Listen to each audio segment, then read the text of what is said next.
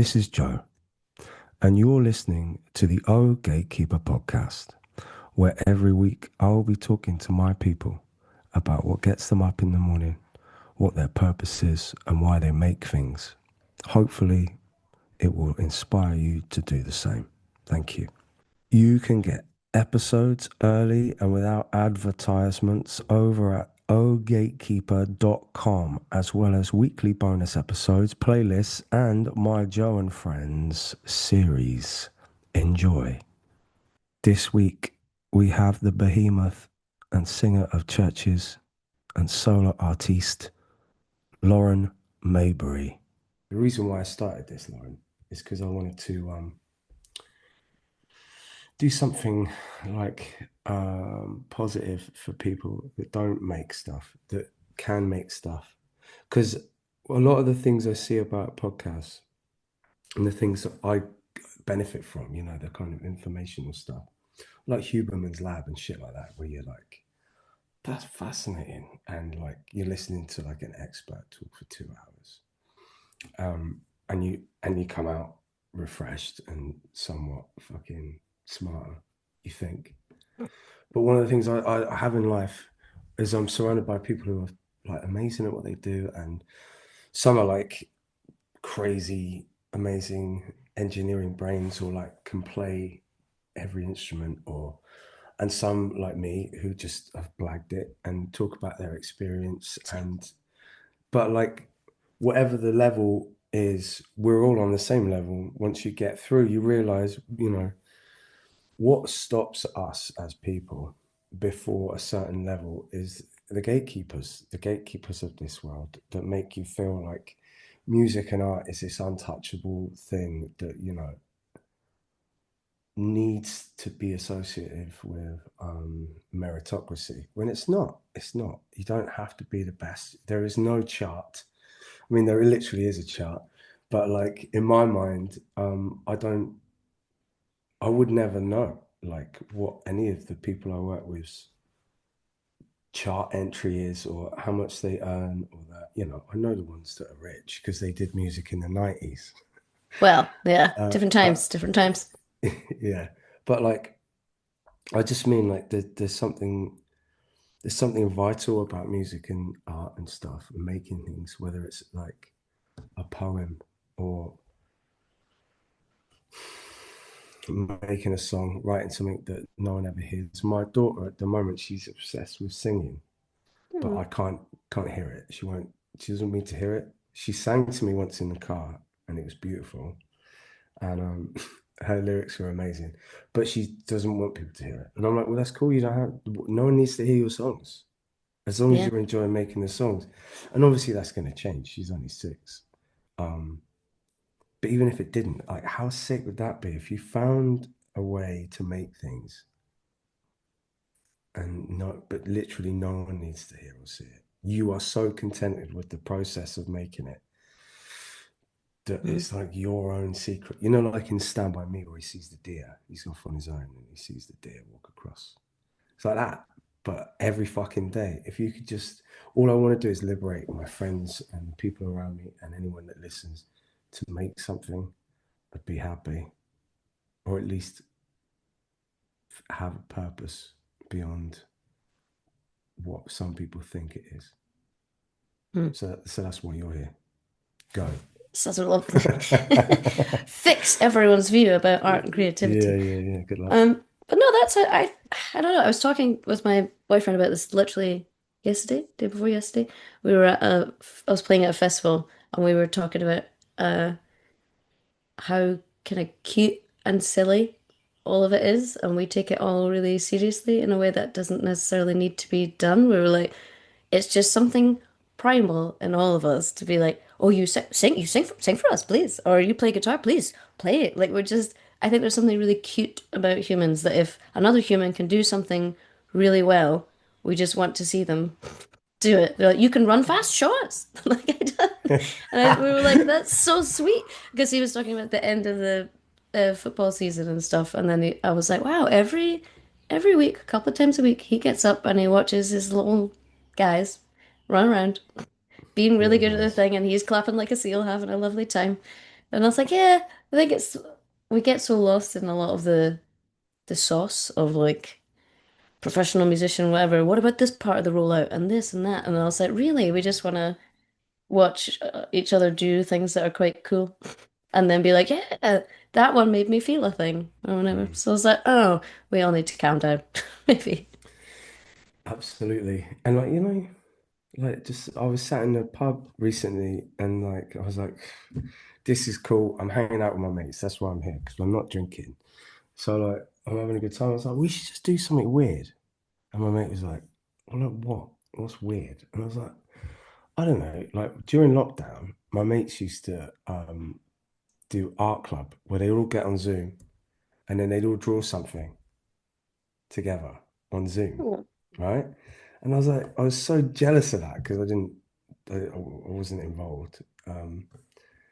It's such a beautiful idea. I was like, I just want that. And then I like we we've joined a lawn bowls club, and now oh, we play lawn bowls.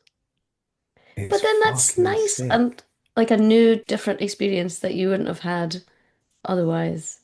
Just I just piped up, Yeah. And also, I think as adults, maybe not for you, but for me, I feel like the more time goes on, the more accidentally bad I am at trying anything new. I think I was still worried about making a mess of things or looking like an idiot when I was like 18, 20, but I think you just, because so much of what you're experiencing in life was new anyway, I Mm. think that you were just naturally pushing yourself a little bit more, or it didn't feel like pushing yourself. You were just doing random things. And I think as I get older in life, like the other day, I was trying to describe some merch ideas for the new Church's records. And then I was trying to describe it and I was sending all these images to describe it. And then one of the guys was like, would be so good if you could just draw this though, or if you could just get InDesign or like Photoshop and do this. And I was like, I can't do that. And then I'm like, well, there's a bunch of time before this record's gonna come out. I could in theory sit down with a tutorial and try to learn Photoshop. Mm. But just immediately I was like, oh no, I don't know how to do that. I can't do that. I've never done that. Mm. I'll have no idea about things like that. And then I thought about it over the rest of the day and I was like, well, it wouldn't need to be perfect. You could just figure out how to roughly sketch out the idea. But to me, I'm like, I can't draw. I've never been able to draw. I do not identify as somebody who can draw. Yeah. But I was like, oh yeah, if you were like 10 years younger, maybe you would maybe be slightly more inclined to be like, oh, I could. But who's to Yeah. say? New things though. You kind of have gone on and done a solo album. That's pretty. Um, yeah, I guess it was kind of by accident almost. And I guess yesterday was the last show of the cycle. So it was Was it? yeah, it's done. Because I did so much touring before the record came out, because the record came out later than I thought that it would. Um, so yeah, it's kind of weird to be towards the end of it. But my manager did make the point that we were like, I'm kind of that person that lines up the next relationship before I've officially broken up with musically speaking, Yeah, because yeah, when we were yeah. finishing out the last Churches album, I'd already been writing this one. And then as I'm finishing this cycle, we're already quite far into making the Churches album. So I was like, make sure you take a minute to just be like, that was well, good job or whatever. But Mm. yeah, I think it was kind of to do with what we're talking about. I kind of feel like I got a bit um not lazy, but maybe complacent or something um with how we were making things. And technically, we tried to make so this will be the fifth Churches album. We've tried it twice already, which so when the fans were getting slightly upset with me for my solo venture, I was like, mate, it's not like we've not been trying. Like there was supposed to be a second part.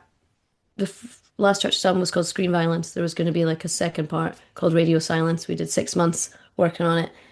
It was like kind of okay, but not like it didn't really feel like anything was sparking for anyone. So we were like, let's just put that to the side and we'll tour a bit and see if we get new ideas. And then we tried for another few months to write. And there's songs in there that I do like, but and then we were like, well, we'll make this kind of Stepford Wibesy freaky universe and call it Holiday Hills, and we'll write about this universe. And we did that for like a few months, and then we were like, nah, this sucks as well. So I think there's, and that was the first time we'd ever really had that, where we were trying and nothing was. Normally, we can just push through in a very Glaswegian way to get to Mm. the next bit. So I think it felt quite scary to admit that we were not hitting on anything.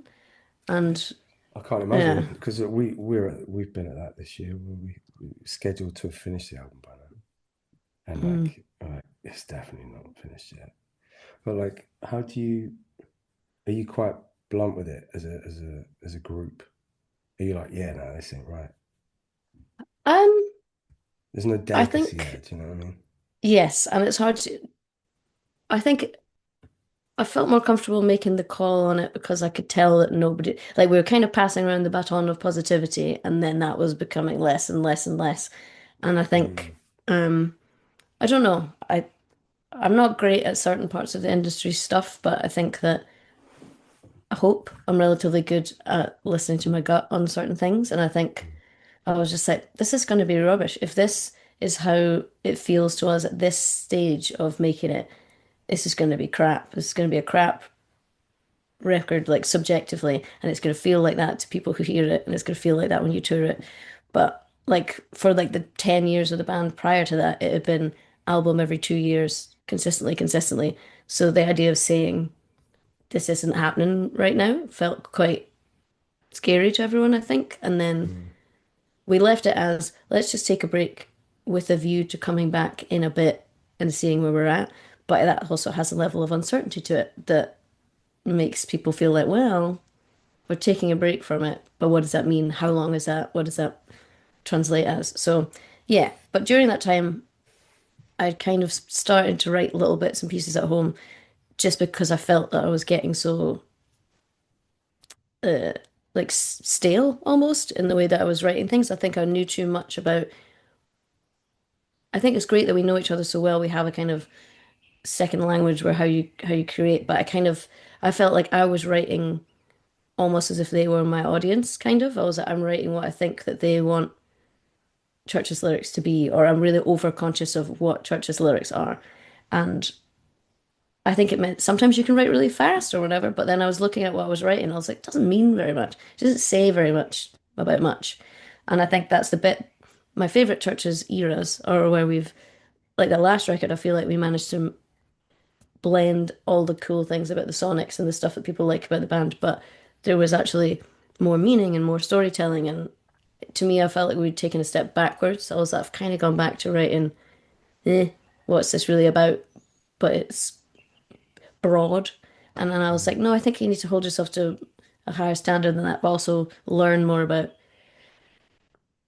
It sounds pretentious, but I was like, I don't really know what my point of view is anymore. I don't really know what my perspective is. I know what the hive mind of the project is, I think, but I have no idea what I actually think about things when I'm not trying to make sure that everybody else is happy or like, and I think we were all doing that a bit. We were all second guessing everything about everything. So we just needed to take a bit of a break. And I've never not been in a band. So being the only person, obviously I was collaborating with people on the solo songs, but being the person who has to be in charge of all the decisions all the time was Mm. quite a big challenge for me, I think. And I think it's been useful. And I think it's the benefits of it, thankfully, are showing up in the band work now. So I'm like, oh, thank fuck for that. Because it'd be terrible if I was like, guys, let's take a break. And then I came back and I was like, oh, I'm still just as rubbish at contributing to this. That's So, I find that really interesting because at the moment I was saying it, yeah, maybe yesterday, in between doing like other work, other projects, doing a soundtrack, which has been amazing. And like, but we're not in the driving seat really, you know. It's for a director and it's for a composer, you know. So we've mm, written original songs, but now we're doing the score, and the score is we're like the house band, like the orchestra, and composers come in cool. and written, and we've written bits around it and written bits for it, but mainly it's the composer who's create the structure and we play his bits and add life to certain things. It's fucking incredible and a great learning experience. It's something that I was excited to do, very grateful to do, thinking that I would learn loads and I have. But I've come out of it and I'm still like, I don't know. I'm still like, who am I at the moment? And I wonder Mm. where that comes from. I think when you understand the parameters, it's the best analogy I can give for doing albums. Like we're on album 6 now. Um, so the same amount as you've done. And like it's that if like I used to walk through the along Butte River every day, and in Cardiff, I used to walk, and it got to a point where I was doing like 20 miles in a day. And but every time, because I didn't turn around at the same point, I just go further and further every day. There's a sense where I was always excited to do the walk because the first bit, even though I'd done it every morning, the end was different. Mm. So I had this sense of like something exciting and new. And then by the time I got as far as I could, really, without going crazy far, me being exhausted for the rest of the day, I just kind of did the same thing. So I'm doing the same route. And after a while, there's a certain thing where I'm never going to get the magic out of that again unless I get on a Mm. train and do 20 miles somewhere else. And then it's completely new.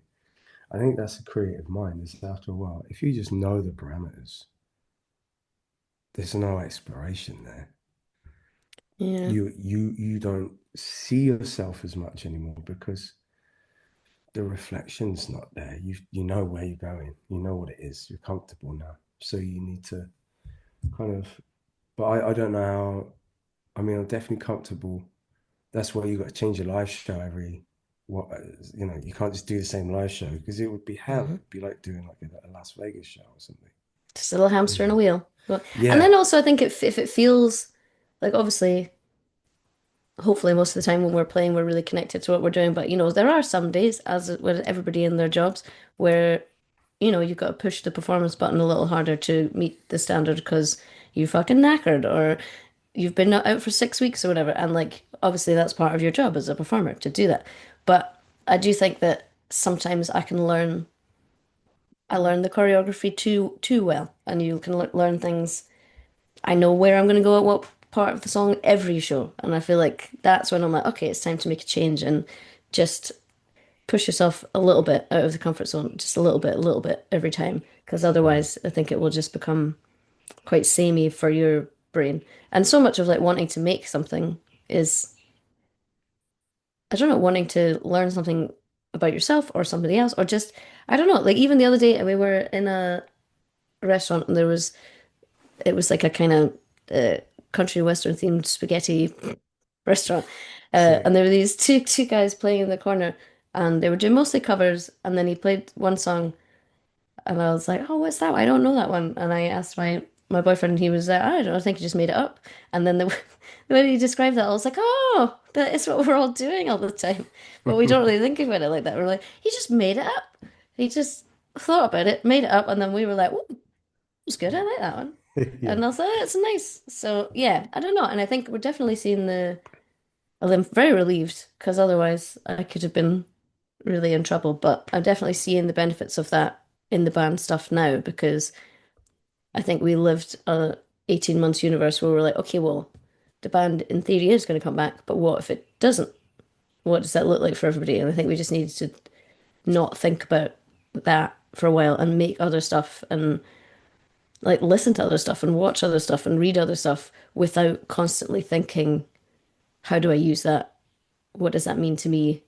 Like just I don't know. I think that it sounds really wank, but we needed to get inspired, kind of, and we hadn't really been inspired in that space for a minute there. So, yeah, and it's nice now. I feel like everyone's like, "Well, I was listening to this record. Have you heard this thing?"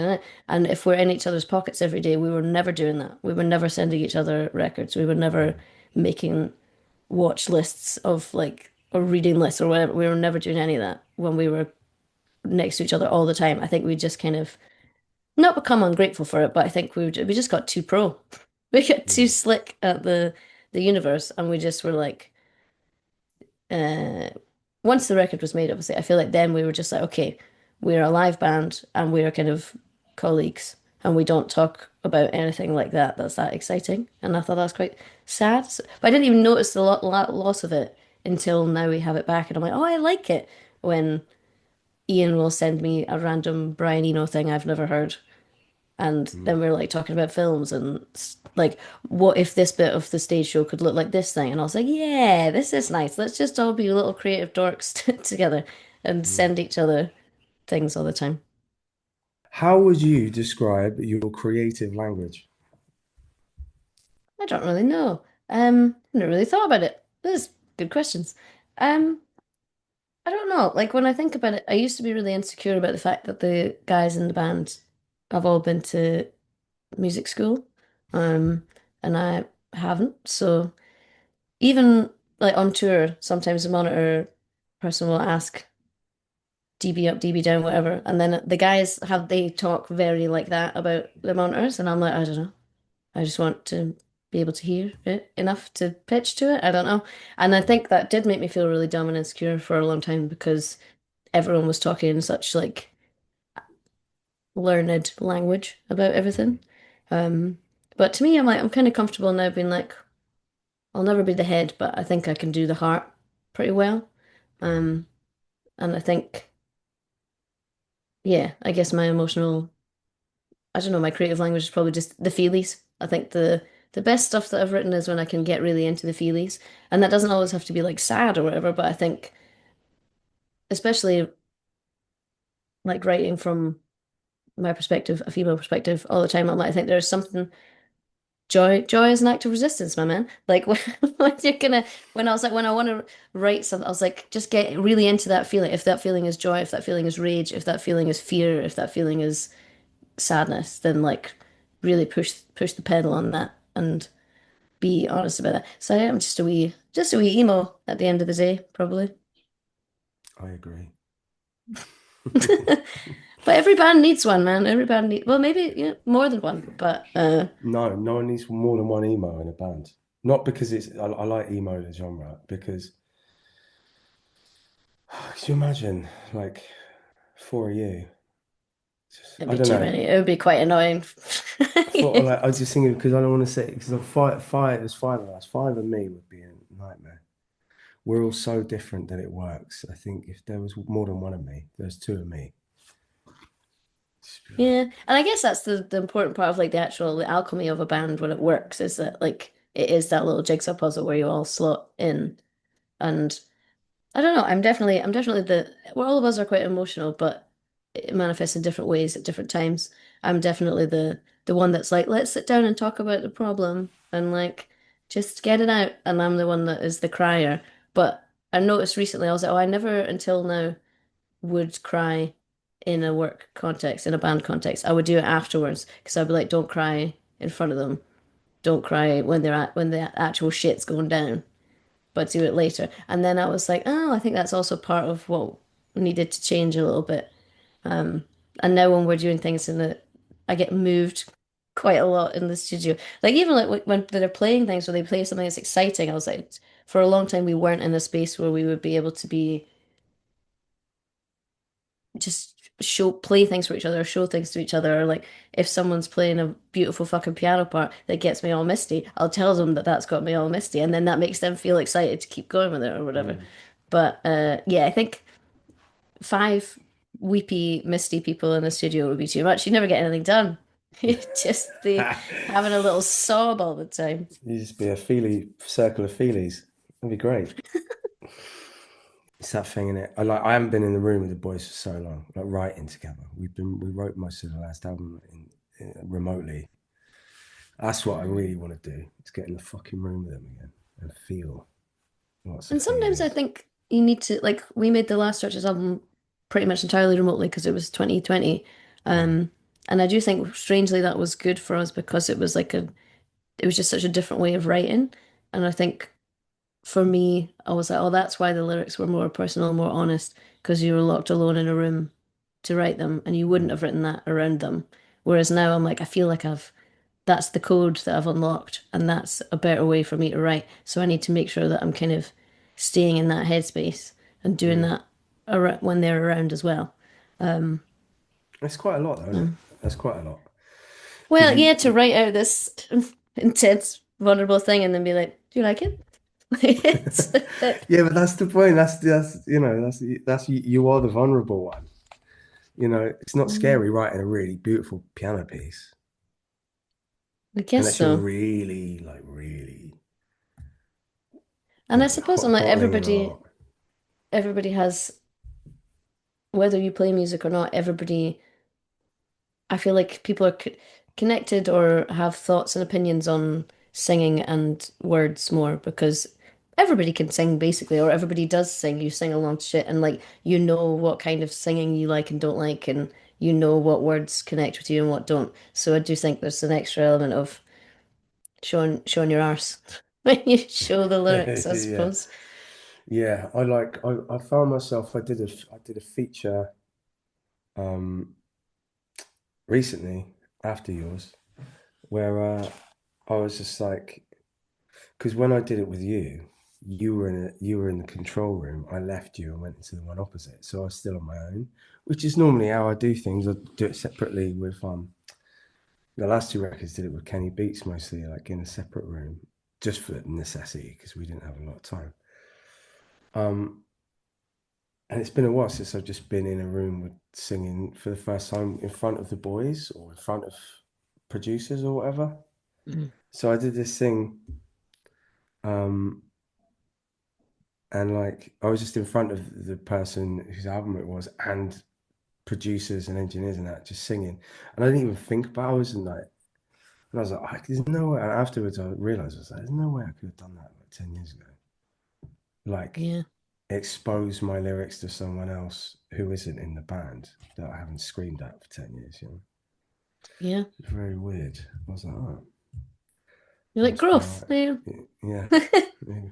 Yeah. But then it is weird. Yeah, realizing like I remember on the second Churches album, similarly we were working in two rooms because we were like we've got 5 months to make this, we've got to go, and I would be doing vocals across the hall with our friend and engineer, and at first I would go in and be like, here are the written lyrics, and they would kind of like be reading them and trying to imagine them, and I'd noticed there was a lot more kind of red pen. I'm not sure about that, but I'm not sure about that, but in that format. And then that started to make me feel quite bad. I was like, oh, the lyrics I'm giving are rubbish. But then I was like, well, what if I just sing them in and then I'll send them the bounce of it so they can hear what it's like in context. And then that made it make a lot more sense. And I think for me, I was like, oh, then you can kind of hear what I'm intending rather than it being totally abstract. And I think now, yeah, now I would much rather get up and I'll I'll write out like a shared note on the phone or whatever, and I'll share it with them so they can see what they are as I'm tracking them in for the rough. So that then Mm. I'm like, you have your hand out so you can actually, because sometimes with the accent or whatever, like or it's hard to hear what somebody's saying. And I think it's quite nice. System's been working quite nicely so they can see what it is, but it's happening in real time. You're hearing what it is rather Right. than like reading it as, because some lyrics work as a poem and some lyrics just don't.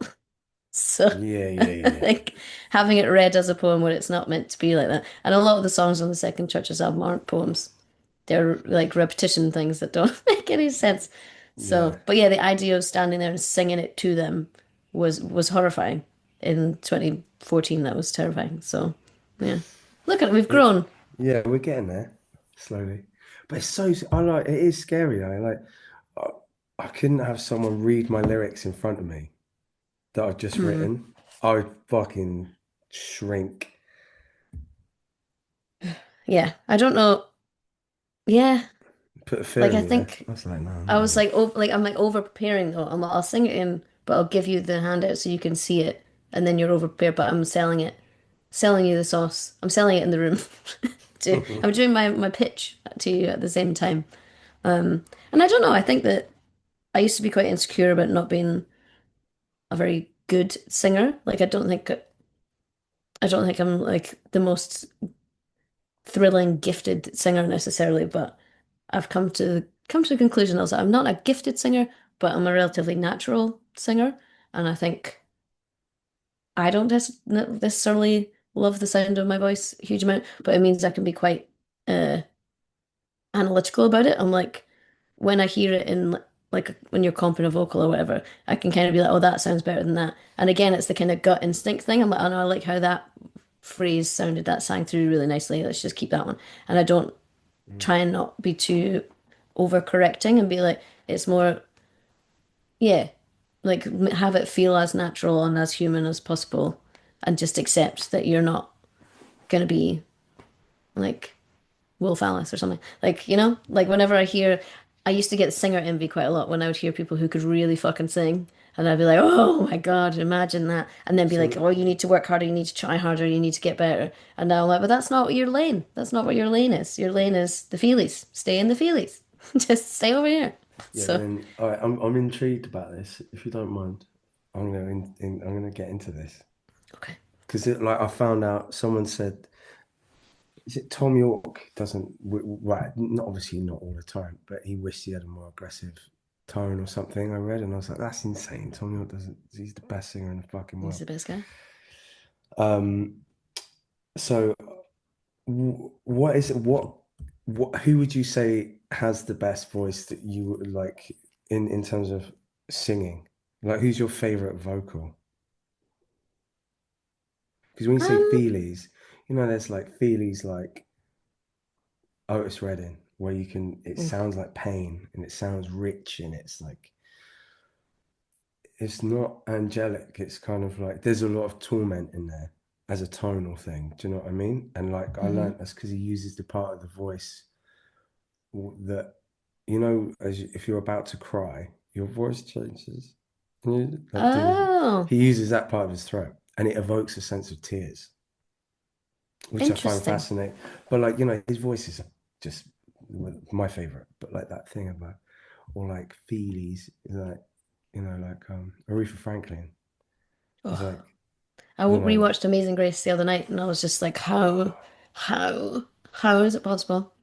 I'm so someone glad said it was to possible, but yeah someone said the other day about that. Where are the fucking microphones? Like there's like two mics in that room. and just Mick Jagger out the back being like, ah, getting a masterclass in everything. Yeah. But But who? So who would you say? What would you look at as a barometer of the best? If you feel that you're like somewhere else on the barometer, what is it that you don't have that you feel um, the um, best does? I think, well, when I look at it, somebody said to me once, there's a difference between a great singer and a great vocalist, and I think about that a lot. I was like, a lot of my favorite singers, like, are people that don't necessarily have the quote unquote best voice. So I'm like when I listen to other records, that's kind of what I look for. I want the Mm, storytelling. I want the like I was deeply obsessed with Bright Eyes for a very long time. ah, And like when I was a teenager, that's why I was like, these are the lyrics, these are the songs. This is the shit. mm, But obviously not necessarily the best vocalist in the universe. no. But so I think when I look at other people, that's what I want. But when I look at myself, I want technical perfection that I just don't have. And I think that's probably because when I joined churches, they had certain, like a few songs already, or they had an idea of what they wanted the melodic style to be. And I felt quite out of my depth in that, which apparently they didn't realize at the time. But I was like, oh. And I do think what was so cool about a lot of the early churches melodies is they are kind of synth parts. Like Mm, when I think about that, I'm like, oh, those are vocal melodies written by great songwriters, but not necessarily people who are singing in bands day in, day out. So like even when I think about like Leave a Trace, there's this bit where they're like da da da da da da da da like that jump. I'm like, that's a keyboard part. yeah, yeah, yeah. But and I was like, that was so difficult for me to learn how to do that because I was like, I don't have that. I'd never really been a singer in a band. I'd kind of co-sung and I was doing backing vocals. So to me, I think my voice is very utilitarian. I never really thought about Mm, what kind of singer do I want to be because I didn't ever think I would be a singer in that regard. I was like, this mm, just has to be good enough to execute the idea in the rehearsal room and then hold down the backing vocals. So I don't think I ever curated like the personality of my voice. It just sounds like this, which now I think is quite a relief because what a stress it would be to try and think about what kind of persona your voice is going to have. But mm. um, yeah, I remember finding it quite difficult to sing these songs. And now I've seen people do them in karaoke or I hear them try and sing along at shows. I'm like, that is actually nails. Thanks. Like I find that bit really difficult. It took me a long time Mm-hmm. to learn how to get that bit. But yeah, I think it was just that, like feeling like I didn't. So, and I think I go on YouTube holes of technically very good singers, and that I just find that completely impressive and blows my mind. But when I think about what kind of voice would I like to have, I'm like Fiona Apple or something. But then I'm like, Fiona is incredibly technical, but also she's deep in the feelies.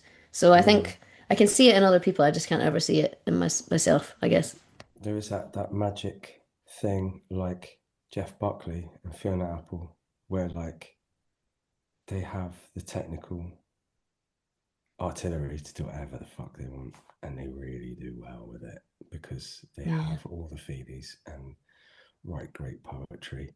So they just have everything. It's fucking infuriating. And even Tory is like, another example. oh yeah, and like Sinead O'Connor, I'm Mm, like used her voice in such an incredibly interesting, totally emotional way, but had such an amazing range that she could deploy anything in any mm, way, but always did it in the pursuit of the feeling. So mm, yeah, I feel like performing for me is not something that I was super natural at, and I think I had to work pretty hard at getting better at it. And I do think it took me a long time to realize how much that takes out of me, like the being so outward facing and peopling all the time. And now I've come to like I really enjoy it. It feels like a kind of escapist place, but it is a very different. I'm not necessarily the loudest voice in every room. I'm not necessarily the person that's like wanting to be the center of that all the time. It feels kind of like a happy, unhappy accident that that's where I ended up being. And then now it makes sense to me that I'm like, well, of course, that's how you have to live with your brain in that headspace for touring. And that's just, I can't write in that headspace at all because I think so much of touring and performing in press is like kind of about me toughening up and like separating myself from myself. And I think I can't like so much of writing is like taking down those barriers and being really not well vulnerable, I suppose. And especially I think I think I'm a sensitive piece of shit, and I find the press stuff and some of the public stuff quite difficult. Um, so I kind of feel like I have to become the hardest, toughest, most sarcastic, water off a duck's back version of myself, and I can't make anything useful when I'm in that space. mm, So, and I used to think when people are like, the studio has to be a very safe space, I was like, "Oh, well, sometimes." But then I think it's because I've only ever, and not the guys in the band necessarily, but a lot of the times I've been in the studio, it hasn't felt that comfortable. It's been quite blokey. It's been yeah, when we did like speed dating with different writers and different producers, I think I got quite used to toughing it out and pushing through that. But then when I look at the demos that we made from those things, I was like, but they weren't very good though. Or your part of it wasn't very good because you were kind of in like a different, you weren't really being your most honest self and how you probably mm, write best because you were kind of performing within the experience.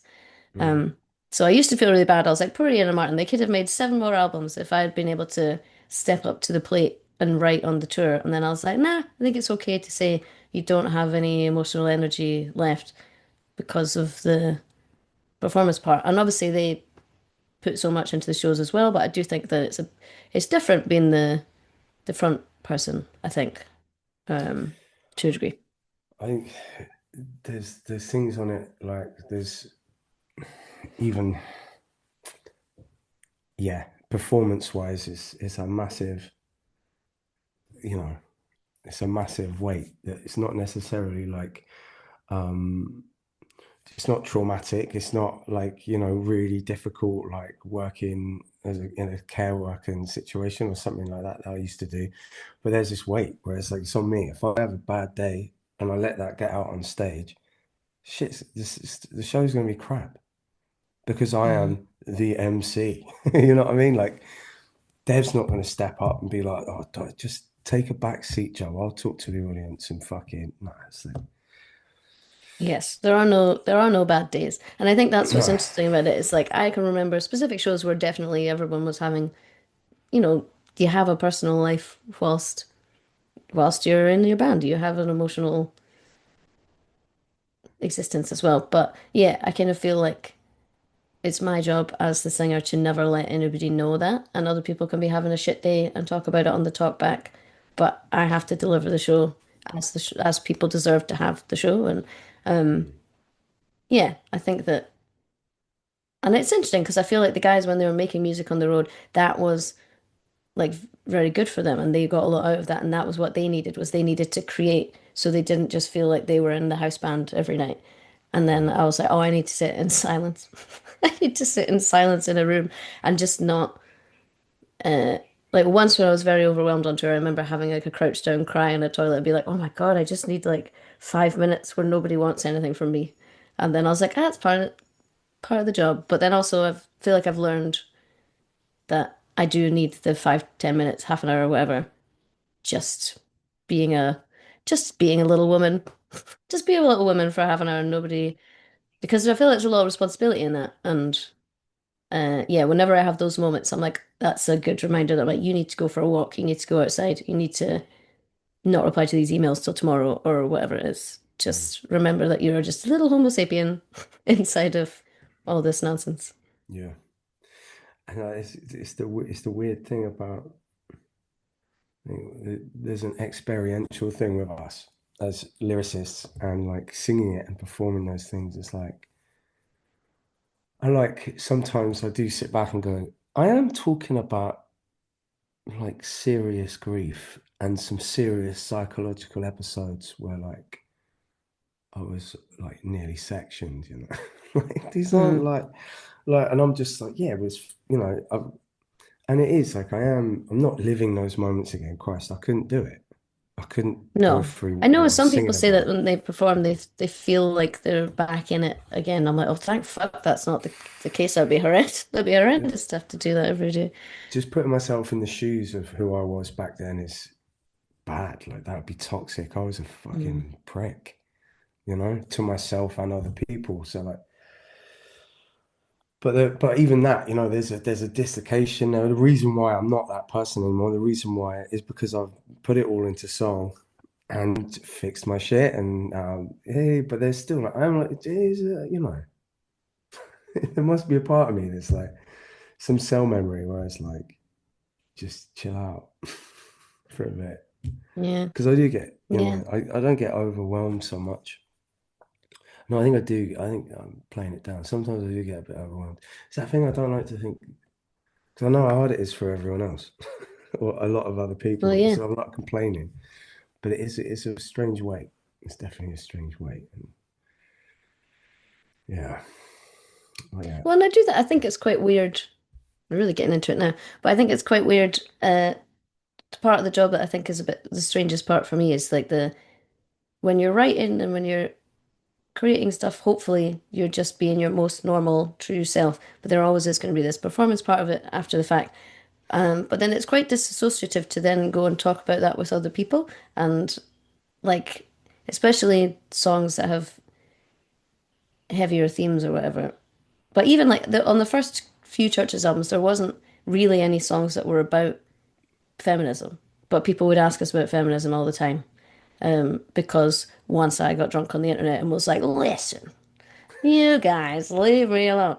And I stand by that. I was like, yeah, I was like 24 and all this weird stuff was happening. So unnaturally, that was really confusing. Like we were trying to learn how to be in the band, learn how to be in the public eye, and all this stuff was happening. And I was like, stop, this is horrible. So then all the narrative around it was feminism. And I think that it was just a talking point for everybody. But there wasn't really that in the tunes. And then the only record where there really is a lot of that in the tunes is the last Churches album, which I was in hindsight, I was like, probably processing some things you hadn't figured out there. I was like, let's make a horror themed album. And at first I was like, I won't write anything about myself. It'll be completely conceptual. That'll be great. And then when I looked at it afterwards, I was like, oh, this is like a body horror record about all these things. It's about like having like sleep paralysis and like like all the stuff. I still was like my brain was just a little cooked by it all, I think. And I remember like waking up in a hotel room on tour and I'd piled like chairs and pillows and stuff in front of the door, and I don't remember doing that, but I remember having a dream that uh a man was trying to get in the room and I knew that he was trying to get in, but I'd had like a little sleepwalk, and then I was like, oh, we need to call someone. This is not good. But then, and then some of that is on the record. But then when I did promo for it, I feel like no one's ever going to take it as seriously as you take it. But people are like, so you made an album about fear of death, and when you death threats and rape threats, please talk about this. And I'm like, a bit else. Oh, that's weird. You can't really answer that honestly. So then you kind of have to, everything feels like it's slightly disassociative.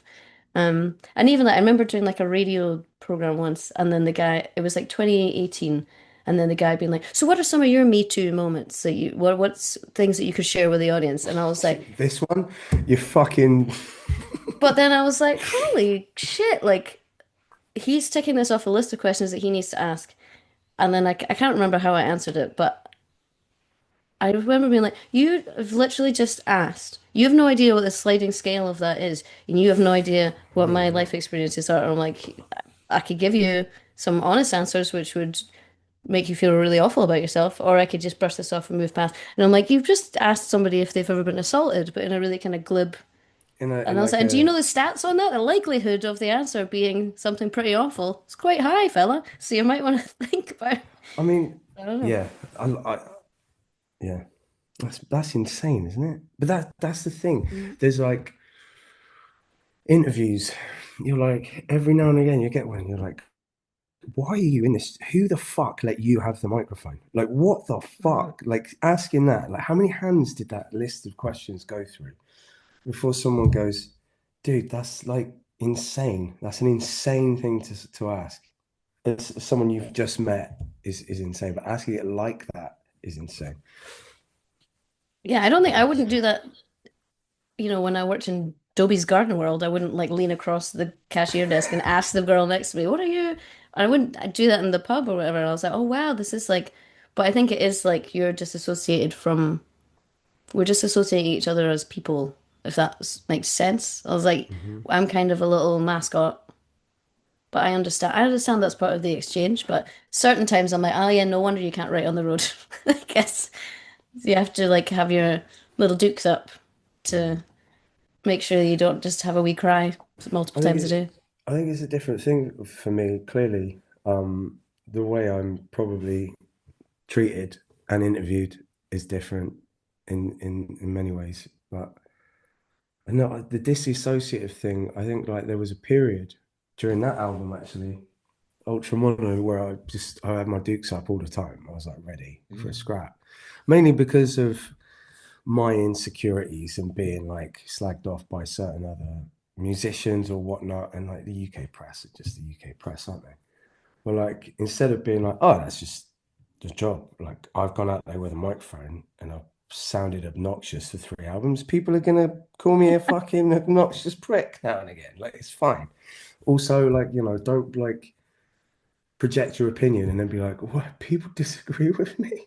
Like I was just very Mm. fragile. I think that was mainly because we kind of got very successful in a shortish amount of time. We've been doing it a long time, but I think that the quick trajectory after the second album made me kind of like rabbit in the headlights for a minute. So anyway, I was just always very defensive, and because of that, my interviews I was becoming more and more like old Joe, I call it, where like I was just a bit more like, who the fuck are you kind of thing. And I got different eyes, I got different eyes when I'm in that mode because I normally drank loads of alcohol.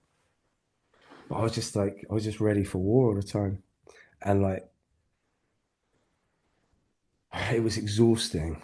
It was exhausting. So what I did was have therapy, but also kind of with the other albums,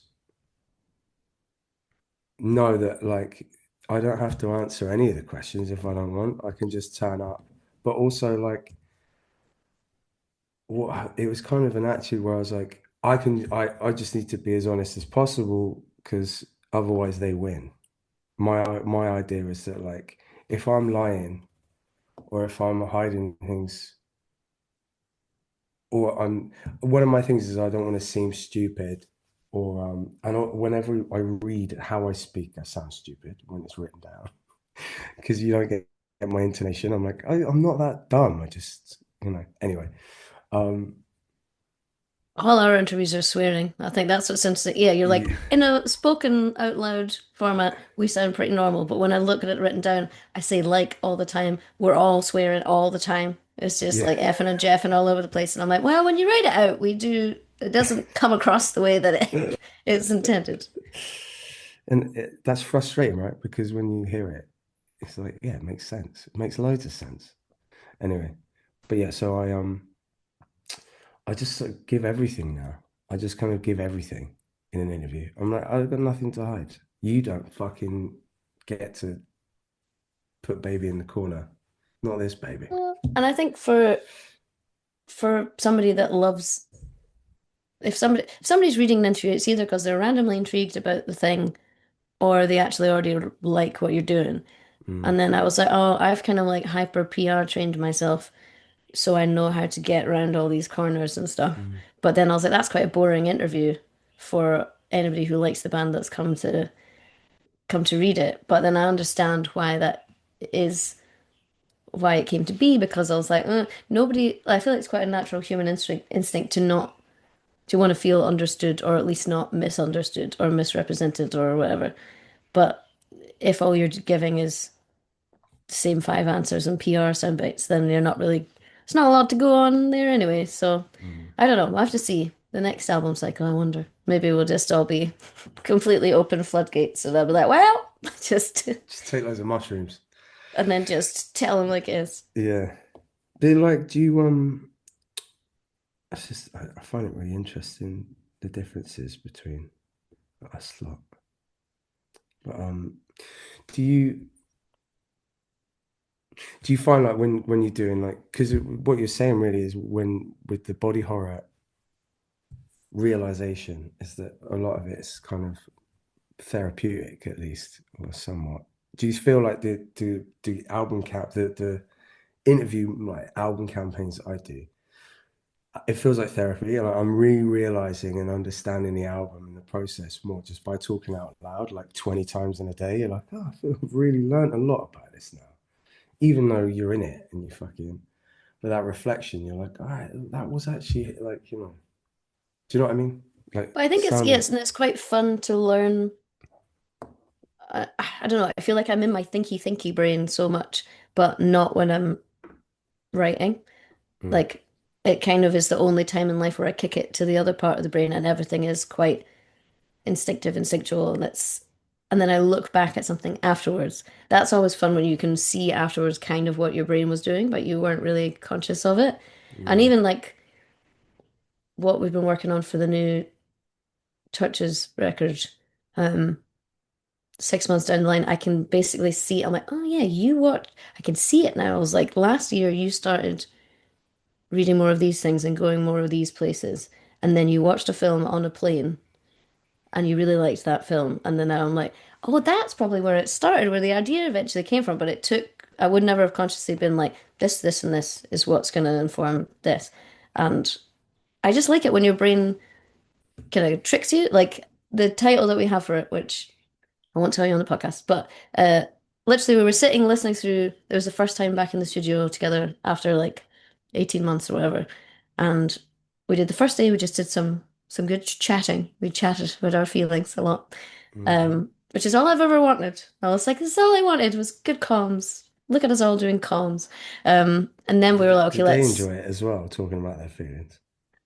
Um, I think so. Great. Like, uh, I think one of that was kind of one of my main hopes of taking the time off. I was like, either this is gonna really give us a good perspective and it's gonna fix some stuff that really needs fixed, or it's gonna make it clear that it can't be done. I was like, when we come back to it, we'll know either way which direction it's gonna go. So, yeah, I think everybody had all the time to reflect and think about stuff, and yeah, I think everyone came back with a lot of positivity and a lot of passion and stuff. So, but there was Sick. just things that get, when you've been in a band for that long, there's just some things that get a bit messy and you don't talk about them. You just keep going and keep going.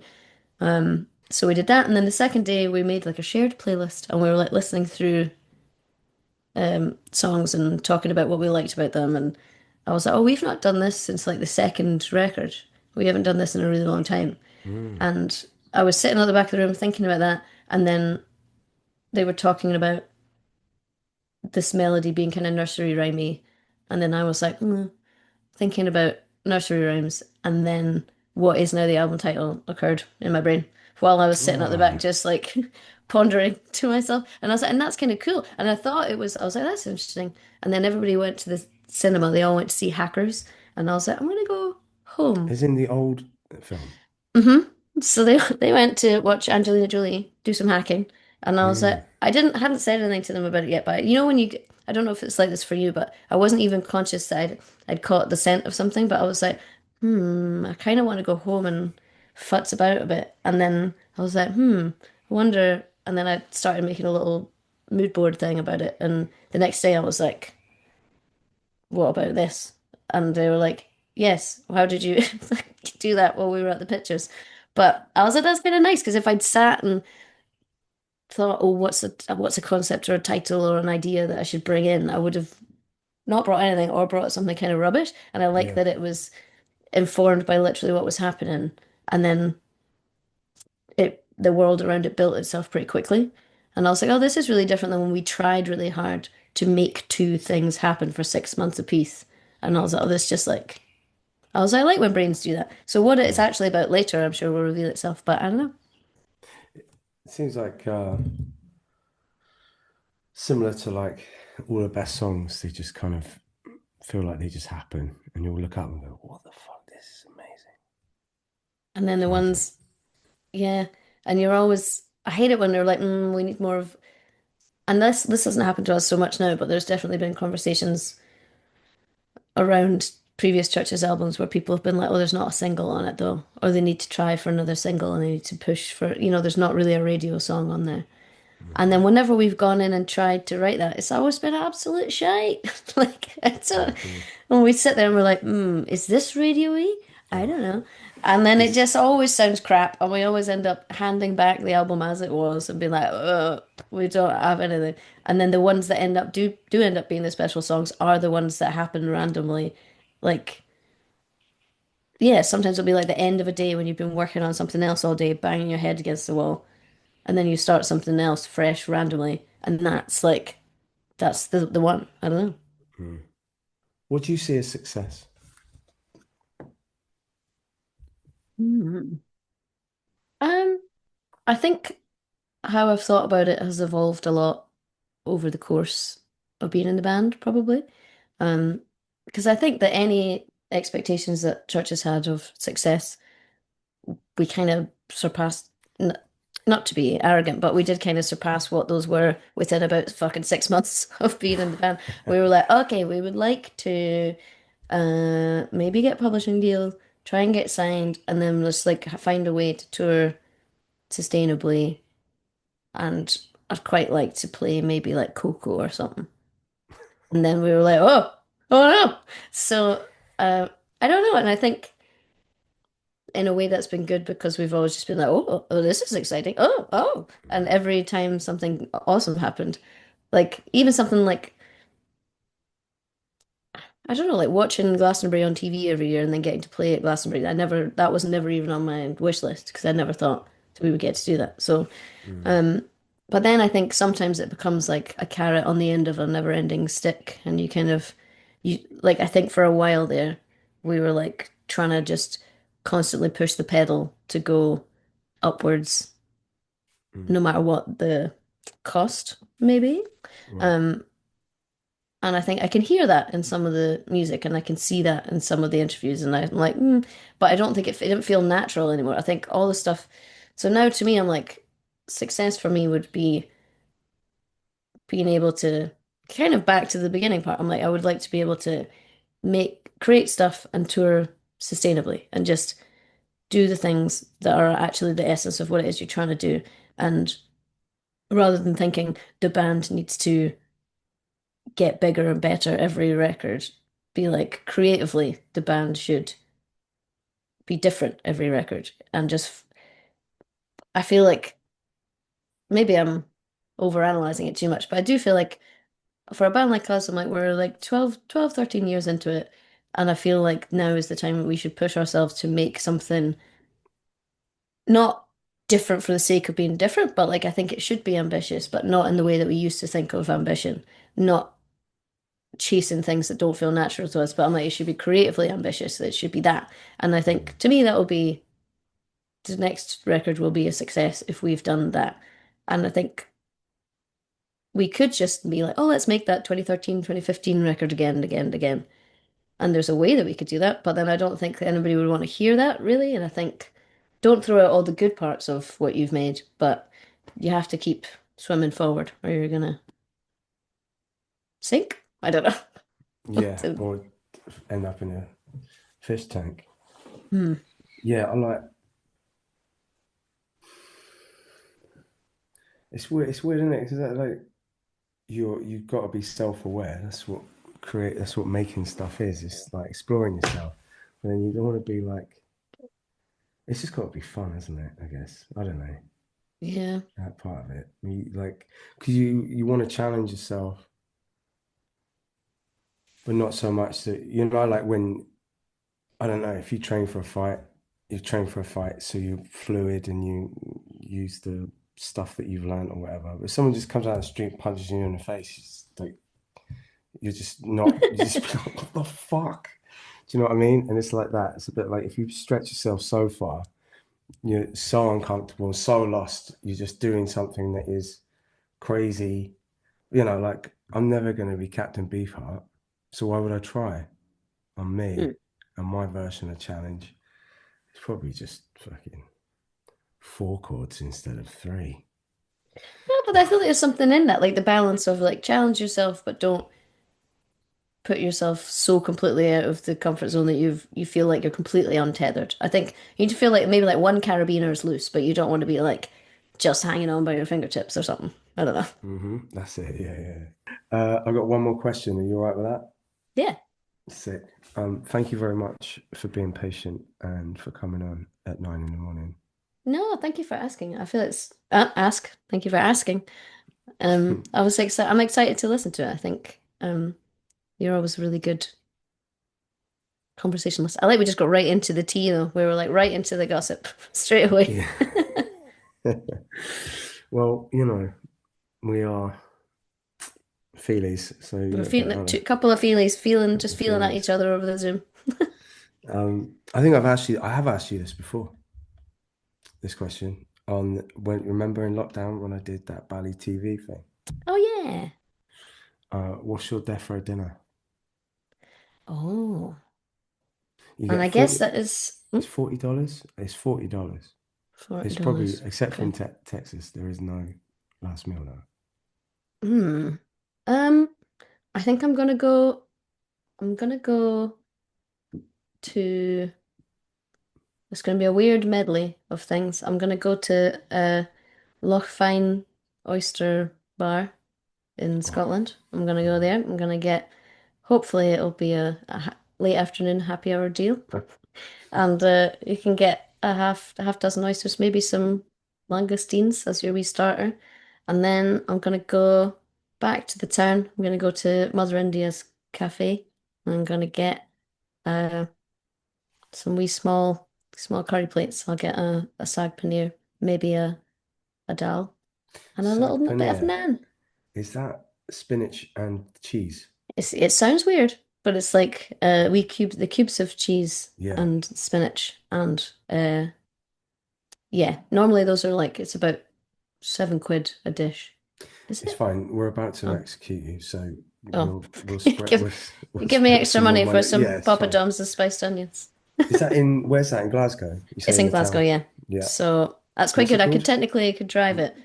Mother India. There's Mother two. India. So there's a main like fancier restaurant and there's like a more small platesy style one, which is the cafe. And I would go there. Okay, I'll go there next time I'm in Glasgow. Oh, it's good. It's good. Do you know, And is you there get any a good little curries? Go on. they have little drumstick lollipops that you get on the way out. So I'll always take a wee drumstick when I leave. When I'm like As in 40. the old school ones. Mm-hmm. Oh, sick. And they're just in a bowl by the door, and that's your wee sweet treat when you leave. That's sick. Well, I'm glad. Have they been doing that the whole time? Is I that a think good so, thing? yeah. I'm like, Great. it's just very, no, it's one of the few constants in my life is Mother India and the little drumstick at the end.